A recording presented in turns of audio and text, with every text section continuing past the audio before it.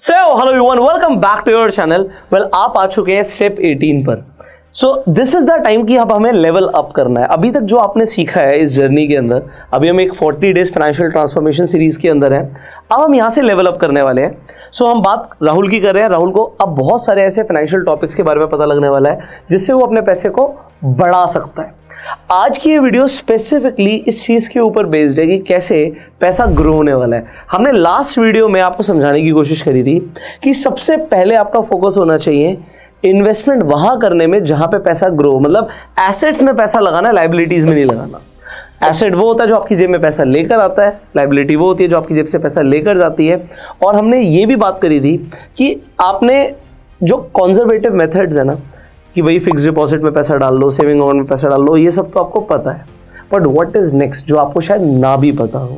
तो आज इस वीडियो में हो सकता है कई सारे लोगों को काफ़ी सारे न्यू इनोवेटिव इन्वेस्टमेंट्स के बारे में पता लगे कि ऐसे भी इन्वेस्टमेंट्स की जा सकती हैं और ऐसे भी पैसा ग्रो हो सकता है। सो आज स्टेप बाय स्टेप हम बढ़ेंगे और आपको बहुत सारी चीज़ों के बारे में सीखने को मिलेगा। सो स्टार्ट करते हैं।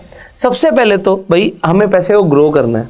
सो जब हम ग्रो करने की बात कर रहे हैं तो मैंने आपको लास्ट वीडियो में बताया था, सबसे पहले आप बिल्कुल ऐसा माइंडसेट लेकर आ जाओ कि भाई मुझे अपने पैसे के ऊपर रिटर्न्स चाहिए। अब ये रिटर्न्स आपको कितने परसेंट की मिल रही है ज़रूरी होता है।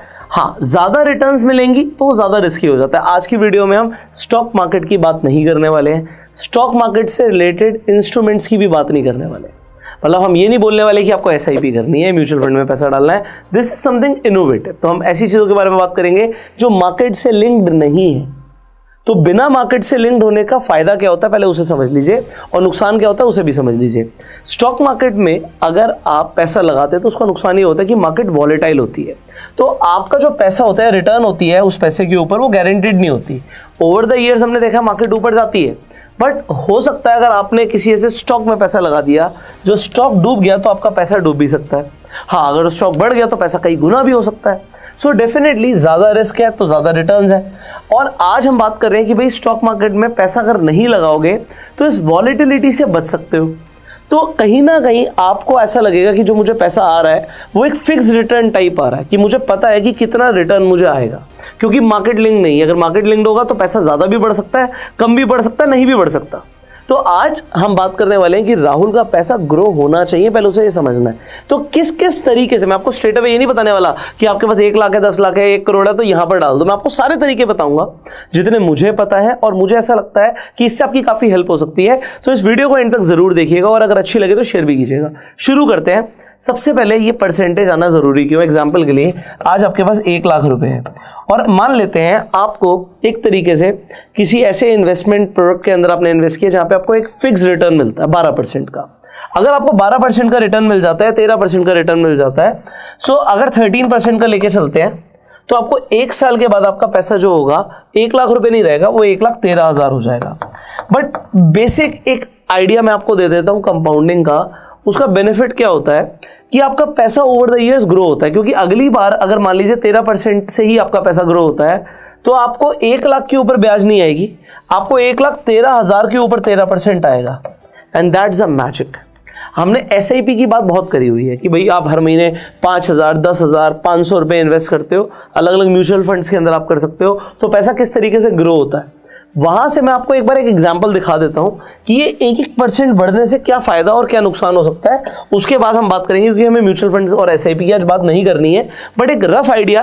कंपाउंडिंग अभी तक हमने इस सीरीज में बात नहीं करी है, तो ये मैं डेफिनेटली बिकॉज हम राहुल की बात कर रहे हैं तो राहुल को समझाना जरूरी है, तो इस टॉपिक को एक बार मैं आपको समझा देता हूँ। तो 1 मिनट के लिए आप यहाँ पर मेरी स्क्रीन देखिए। यहाँ पे हम एग्जाम्पल ले रहे हैं, हम SIP का एग्जाम्पल ले रहे हैं जिससे कंपाउंडिंग समझ आ जाए कि भाई अगर आपकी रिटर्न 1% से भी बढ़ जाती है तो कितना फर्क पड़ सकता है। सो एग्जाम्पल के लिए कोई आदमी 20,000 रुपए हर महीने SIP में इन्वेस्ट करता था और उसका इन्वेस्टमेंट पीरियड एग्जांपल 30 साल के लिए, उसने एक लॉन्ग टर्म इन्वेस्टमेंट का विजन रखा हुआ है। अब अगर उसे 12% के हिसाब से कंपाउंडेड रिटर्न्स मिलेंगे, सो हम इसे कैलकुलेट करते हैं यहाँ पर, तो आप देख रहे हैं कि उसके पास लगभग 7 करोड़ रुपए होंगे। तो उसकी इन्वेस्टमेंट जो है वो सिर्फ 72 लाख की है, 6.3 करोड़ का उसका वेल्थ गेन है और 7 करोड़ रुपीज उसके पास हो जाएंगे।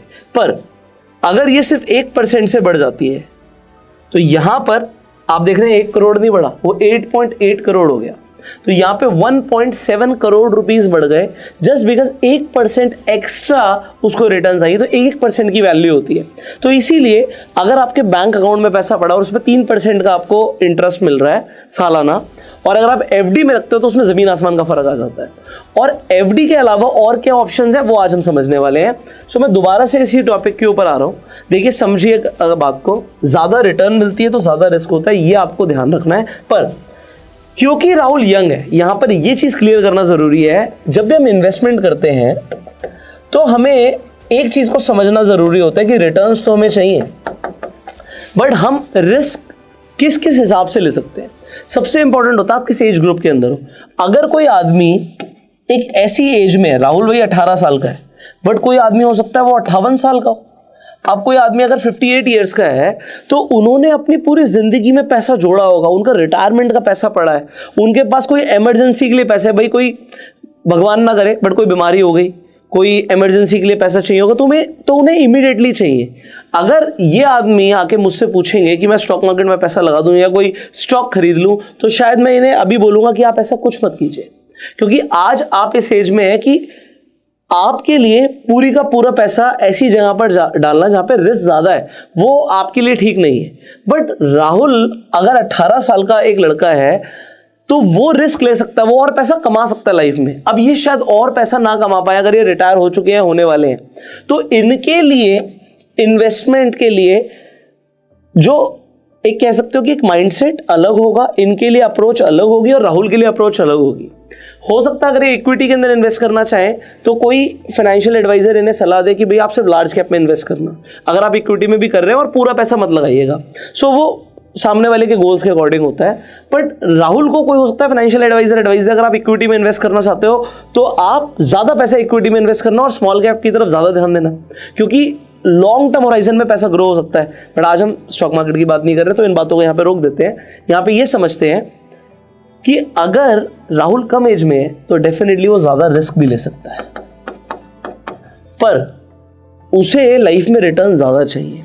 यहां पे अगर कोई ऐसा आदमी है जो 60 मैं कहता हूं 58 का है या 68 का है या 78 का है, तो उनको रिस्क कम लेना चाहिए।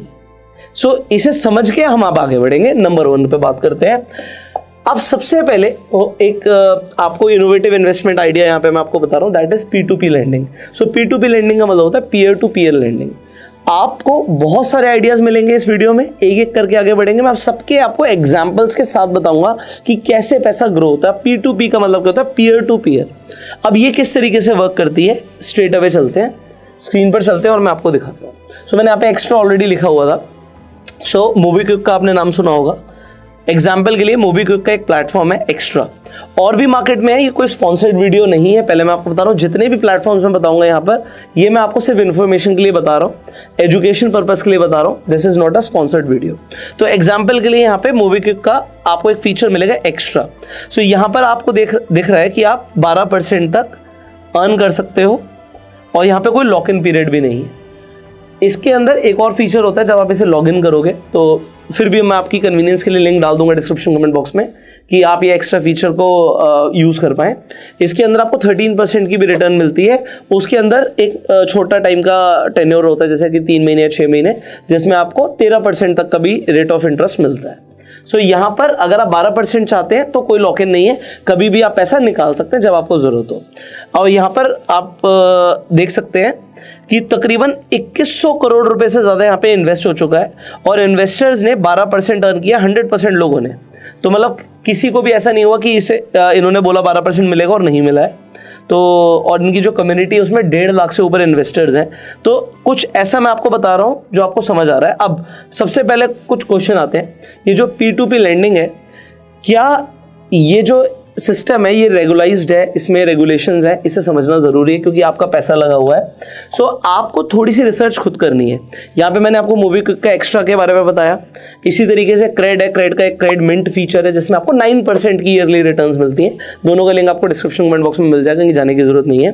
पर पॉइंट यहाँ पर यह है कि ये जो प्लेटफॉर्म्स हैं ये एज अ टेक प्लेटफॉर्म काम करते हैं, और इनके साथ RBI approved P2P lending companies होती है। अब जैसे कि लेन देन क्लब है।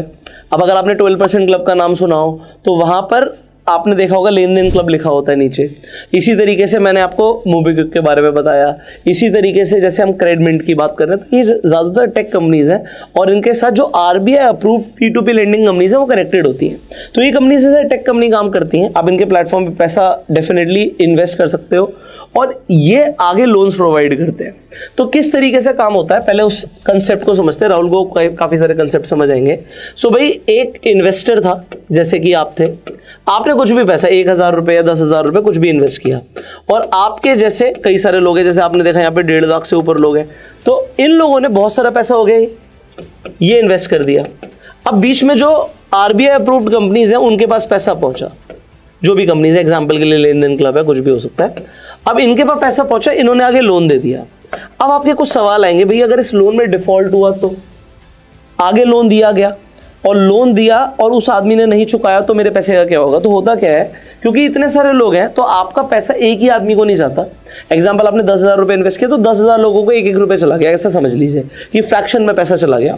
तो अगर कहीं से डिफॉल्ट होता भी है तो वो डिफॉल्ट आपको पता भी नहीं लगेगा, क्योंकि 1 रुपया किसी ने नहीं दिया। और दूसरी चीज़ क्या है कि यहाँ पर जो ये कंपनीज हैं ये देखती हैं कि किस तरीके से यहाँ पर ये जो कंपनीज होती हैं ये आपको अगर 12 या 13% प्रोवाइड कर रही है तो ये लोन 12-13% पे नहीं देती हैं, ये लोन हायर इंटरेस्ट रेट पर देती हैं। एग्जांपल 15%, 18%, 25% तक लोगों को लोन्स मिलते हैं। अब आपको हो गया 25% तो बहुत ज़्यादा सालाना, बट लोगों को ना स्मॉल कैपिटल रिक्वायरमेंट होती है और ऐसे बहुत सारे प्लेटफॉर्म्स हैं जिससे लोग लोन्स के लिए अप्लाई कर सकते हैं। बट आपको पता है कि वहाँ पर बहुत ज़्यादा रेट ऑफ इंटरेस्ट देना पड़ता है, क्योंकि आप लोगों ने इन्वेस्ट किया हुआ है, आप ही का पैसा और लोगों को जो ज़रूरतमंद है उन्हें मिलता है।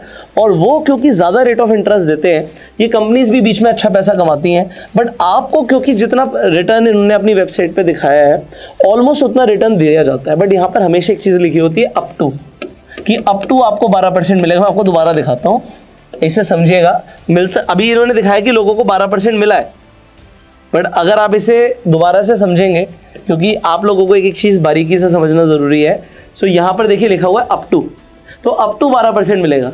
और यहाँ पर क्या लिखा है कि लोगों ने 12% ही अर्न किया है। तो कंपनी ने अप टू लिखा है बट उन्होंने 12% दिया। जनरली इसी तरीके से चल रहा है। चाहे आप क्रेडिट की बात करो, वो 9% की अगर आपको देते हैं कि वो लिखते हैं अप टू 9% आप अर्न कर सकते हैं, तो आपको वहाँ पे 9% मिलता है। इसी तरीके से अगर एक बीच में अगर आपने सुना होगा यूनी का प्लेटफॉर्म था, तो यूनी के प्लेटफॉर्म के बारे में अगर आपने सुना हो तो यूनी के ऊपर भी सेम ही चीज़ है, वहाँ पर भी आप अप टू 9% अर्न करते हैं अगर आप अपना पैसा वहाँ पे इन्वेस्ट करते हैं। तो ऐसे बहुत सारे प्लेटफॉर्म्स हैं, बट इसे कहते हैं क्या है, इसे P2P लेंडिंग कहते हैं। अब यहाँ पर फायदा क्या है कि आपका पैसा बढ़ रहा है, आपको रेगुलर डेली बेसिस पे इंटरेस्ट क्रेडिट हो जाता है। अगर किसी ने 10 लाख रुपए डाल रखा है तो 10 लाख रुपए पे एक दिन का 328 रुपये बना, तो 328 रुपये हर दिन क्रेडिट हो जाएगा। इसी तरीके से महीने का वो बैठा 10,000 रुपये और साल का बैठा 1,20,000 रुपये। तो वो आपका पैसा क्या है, बढ़ रहा है हर दिन, which is a good thing. Next, so हम नेक्स्ट पे चलते हैं। हम इनोवेटिव इन्वेस्टमेंट्स की बात कर रहे हैं, तो there is a very popular concept, invoice discounting. Before I talk about any platform, मुझे समझाना पड़ेगा ये invoice discounting होता क्या है, इसे समझते हैं। तो invoice discounting आप इस तरीके से समझिए कि अभी आपने देखा बीच में लॉकडाउन आया था, तो लॉकडाउन के अंदर लोग घर पे आ गए। अब पहले लोगों ने ध्यान नहीं दिया कि उनके पास टीवी कौन से हैं, पुराने हो गए, तो एकदम से टीवी की डिमांड बढ़ गई। तो एग्जाम्पल के लिए सोनी कंपनी ने क्या देखा कि भाई डिमांड बढ़ गई है, हमें एकदम से 50,000 नए LED चाहिए होंगे इमीडिएटली, वो भी एक बड़े साइज के। तो बड़े साइज के 50,000 LED चाहिए। अब उसके लिए हार्डवेयर चाहिए। अब एक स्क्रीन आप ये भी देख रहे हैं, तो इसके अंदर कई सारे हार्डवेयर होते हैं। एग्जाम्पल के लिए कोई ABC कंपनी है जो वो स्पेसिफिक हार्डवेयर बनाती है। अब सोनी उस ABC कंपनी के पास जाता है और बोलता है कि भाई मुझे इस हार्डवेयर के, इस पर्टिकुलर पार्ट के मुझे 50,000 पीस चाहिए और मैं आपको एक पीस का जो भी वो उसका हार्डवेयर है, मैं 10,000 रुपये देने के लिए तैयार हूँ। तो 10,000 रुपये मैं आपको देने के लिए तैयार हूँ। एग्जाम्पल के लिए मान लेते हैं कि वो प्रोसेसर है टीवी का, तो ये ABC कंपनी वो प्रोसेसर बनाती है, बट ये कोई बड़ी लेवल की कंपनी नहीं है, पर उसे सोनी से कॉन्ट्रैक्ट मिल रहा है 50,000 पीस का। अब अगर आप 50,000 इंटू 10,000 करेंगे तो आपको हो गया, अरे तो 50 करोड़ की डील हो गई। बिल्कुल सही, 50 करोड़ की डील हो गई। ये ABC कंपनी छोड़ना नहीं चाहती है 50 करोड़ की डील, बट यहाँ पे क्वेश्चन आता है। चैलेंज ये है कि भाई इस ABC कंपनी के पास पैसे नहीं है।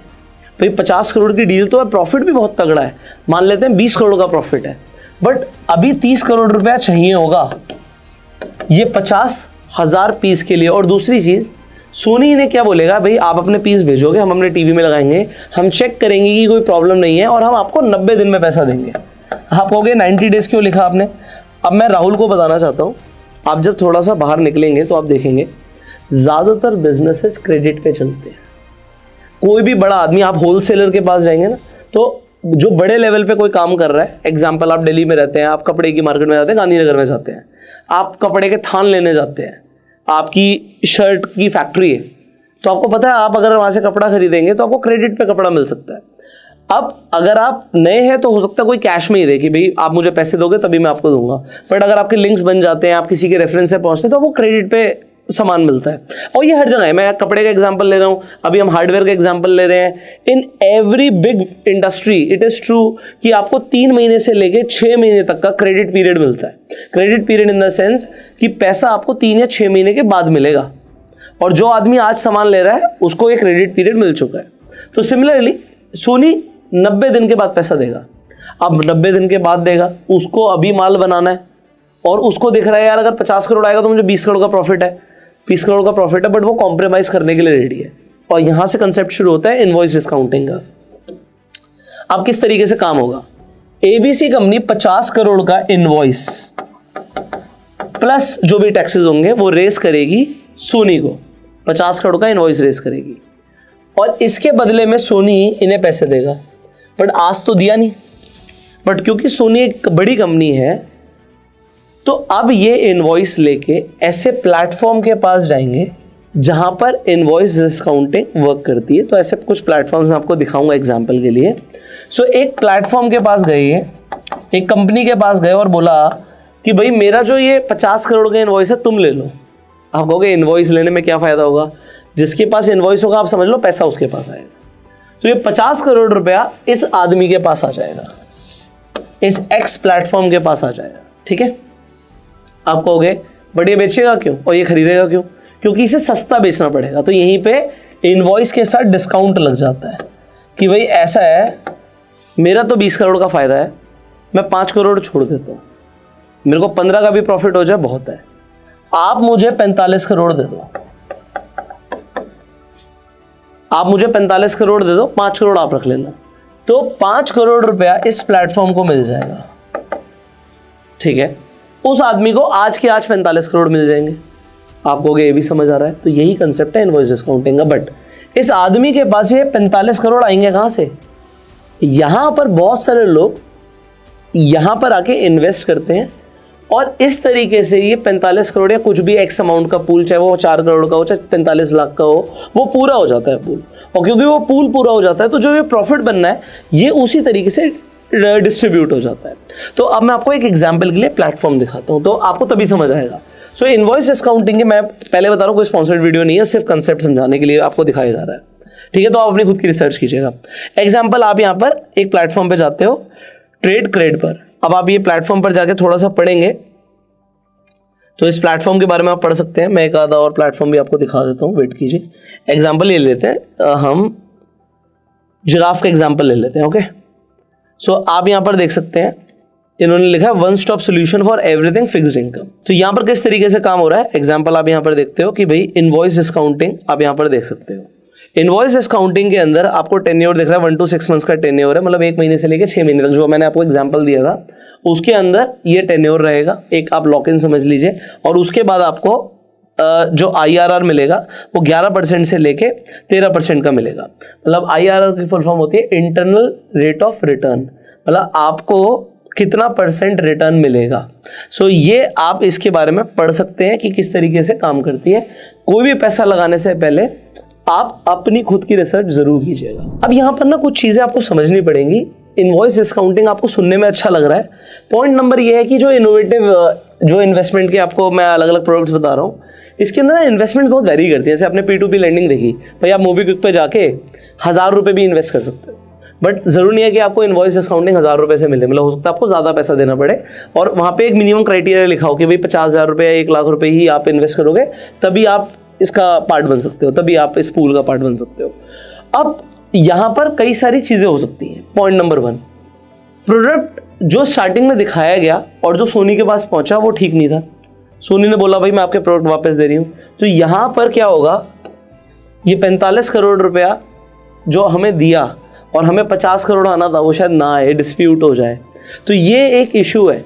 इसी तरीके से ये कंपनी, आपके मन में सवाल आ रहा होगा भाई ये कंपनी इनवॉइस रेस कर रही है, इस प्लेटफॉर्म के पास लेकर जा रही है, तो ये इनवॉइस जेन्युइन है नहीं है। बेसिकली जो बड़े प्लेटफॉर्म्स होते हैं वो पहले इनवॉइस को वेरीफाई करते हैं। मतलब ये एक्स प्लेटफॉर्म जो है ना, वो इस आदमी से नहीं बात करेगा, वो कहेगा ठीक है इनवॉइस दे जाओ।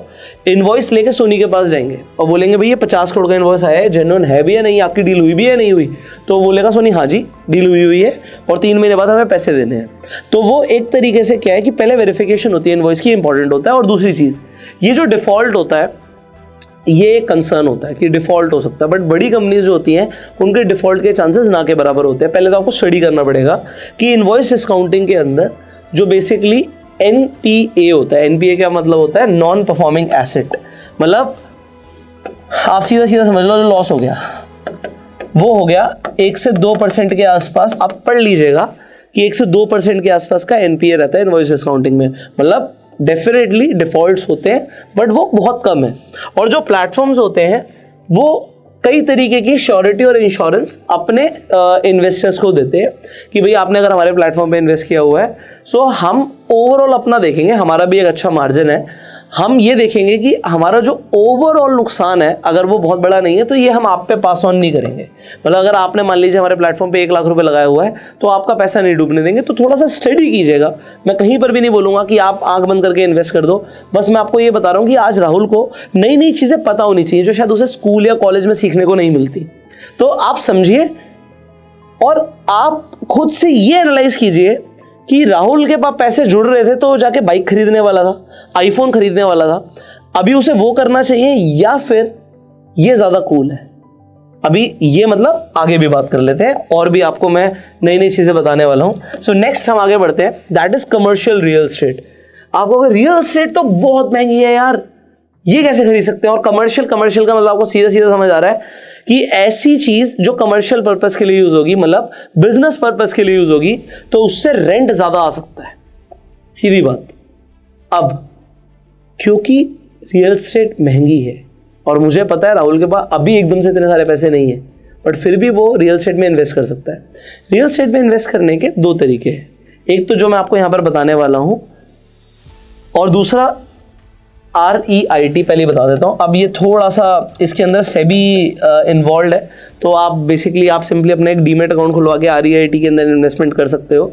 मैं फिर भी फ्री डीमेट अकाउंट्स के लिंक डिस्क्रिप्शन कमेंट बॉक्स में दे दूंगा। अगर आपको स्टॉक मार्केट में इन्वेस्ट करना है, अपनी SIP शुरू करनी है, म्यूचुअल फंड में इन्वेस्ट करना है, ट्रेड करना है, तो उसके लिए आपको एक डीमेट अकाउंट चाहिए होता है। फ्री में जाके आप अपना डीमेट अकाउंट खुलवा सकते हो। फ्री लिंक्स आपको डिस्क्रिप्शन कमेंट बॉक्स में मिल जाएंगे। अब REIT के बारे में हम आगे समझेंगे। आज मैं आपको कुछ और भी बताने वाला हूं। अब ये फ्रैक्शनल ओनरशिप क्या होती है। हाँ, REIT सस्ता पड़ेगा, ये समझ लो। अभी मैं जो बताने वाला हूँ थोड़ा सा महंगा, मतलब राहुल के पास थोड़े से पैसे जुड़ने जरूरी है, मतलब 50,000 लाख 2 लाख रुपए होने चाहिए, तभी ये वाला कंसेप्ट समझना जरूरी है, यस ये काम आएगा। और REIT तो बहुत कम पैसों में आप इन्वेस्टमेंट कर सकते हो, तो you can read about it. और आप जब डीमेट अकाउंट में लॉगिन कर लोगे, आप सिंपली टाइप करना REIT, आपको कई सारी चीज़ें आ जाएंगी सामने, तो उसमें इन्वेस्ट कर सकते हो। दोनों में फ़ायदा क्या होता है, पहले फ़ायदा समझते हैं। तो सबसे पहले समझते हैं फ्रैक्शनल ओनरशिप क्या होती है। भाई प्रॉपर्टी तो हो सकता है 10 करोड़ की हो, 100 करोड़ की हो, 1000 करोड़ की हो, बट आप इस 1000 करोड़ के अंदर भी ना मालिक बन सकते हो। जो REITs होती हैं, बेसिकली आपने सुना होगा भाई ऐसी कंपनी जिनके पास शॉपिंग मॉल्स हैं। आप देखते हो शॉपिंग मॉल के अंदर तो बहुत सारी दुकानें होती हैं, क्या सब खरीदते हैं? नहीं। मैकडॉनल्ड्स है, हल्दीराम है, PVR है, ये ज़्यादातर लीज करते हैं, मतलब रेंट पर होते हैं। तो ये रेंट किस कंपनी को देंगे? जिसकी वो कमर्शियल है, जिसकी वो कमर्शियल रियल एस्टेट है। तो जिस आदमी की वो रियल एस्टेट है या जिस कंपनी की वो रियल एस्टेट है, उसे रेंट मिलेगा। अब अगर आप भी उसके अंदर ओनर हो तो इस रेंट का कुछ परसेंटेज आपको भी मिलेगा। आप कहोगे हाँ ये एक तरीके की कमाई हो सकती है। मान लेते हैं प्रॉपर्टी तो चाहे 1000 करोड़ की है, मैंने उसमें 1 लाख रुपए इन्वेस्ट किया हुआ है, 10,000 रुपये इन्वेस्ट किया हुआ है, तो भाई अगर 1000 करोड़ के हिसाब से कुछ भी एग्जांपल के लिए 100 करोड़ का रेंट बनता है, तो 100 करोड़ का रेंट का जो भी मेरा फ्रैक्शन होगा वो मुझे भी मिलेगा रेंट का। मेरा 10,000 रुपये इन्वेस्टेड है, मान लीजिए मुझे एक एक्स अमाउंट, कुछ भी 200, 500, 1000 रुपये जो भी मेरा रेंट का बना वो मुझे मिलेगा।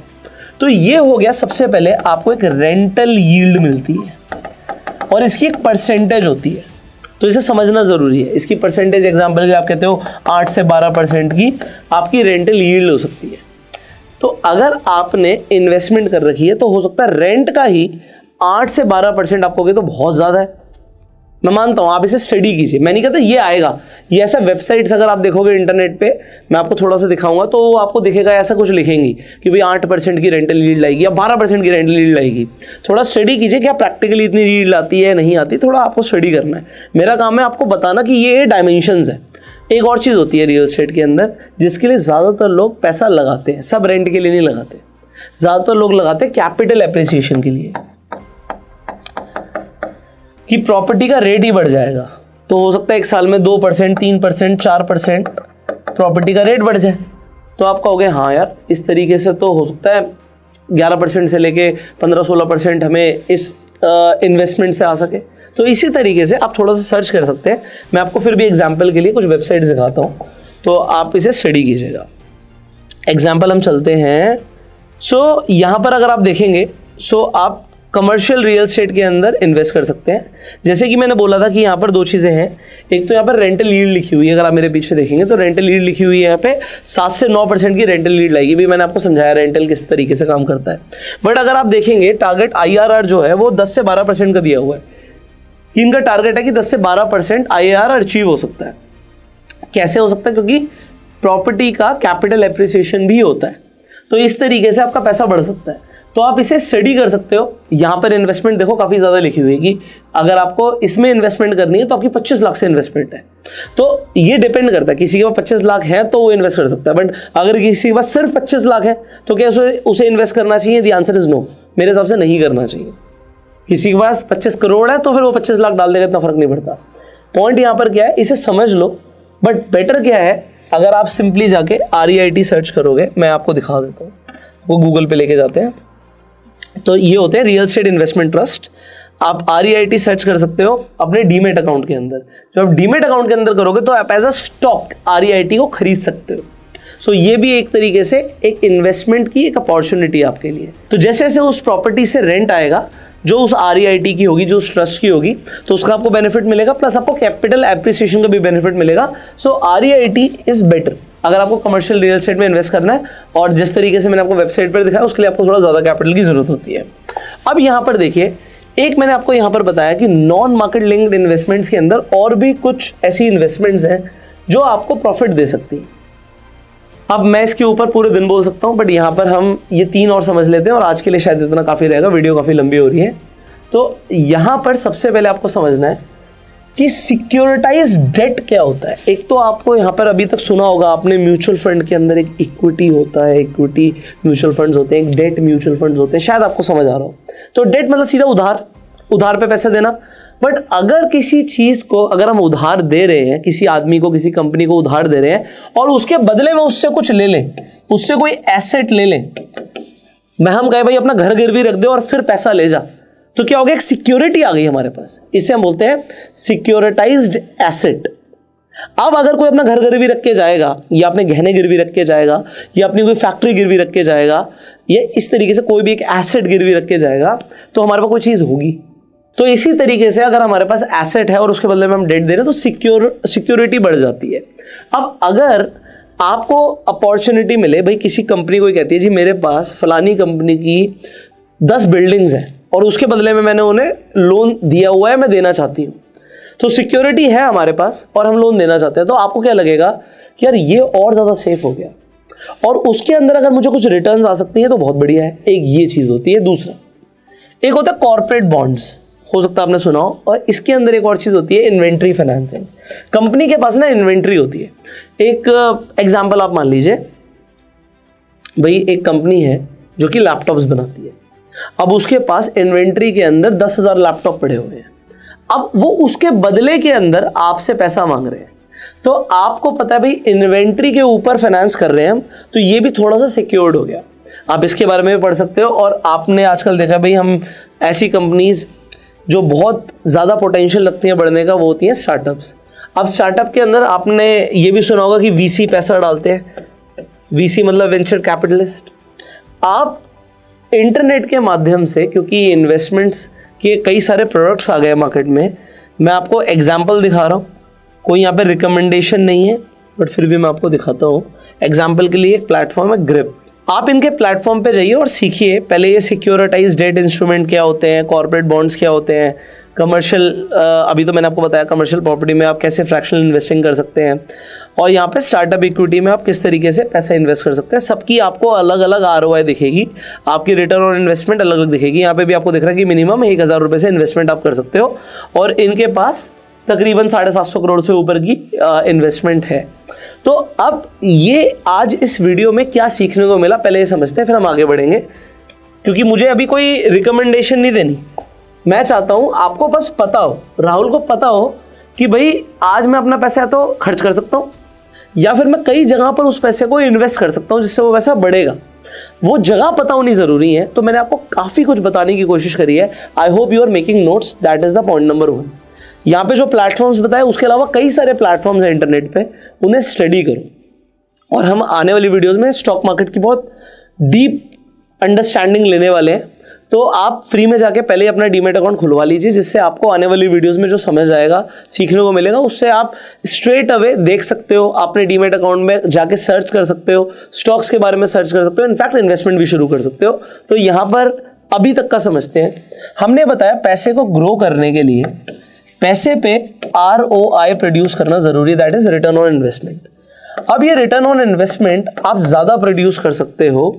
पहली बात तो ज्यादा तो तब करोगे जब आपको पता होगा कि कहाँ कहाँ पे इन्वेस्टमेंट की जा सकती है।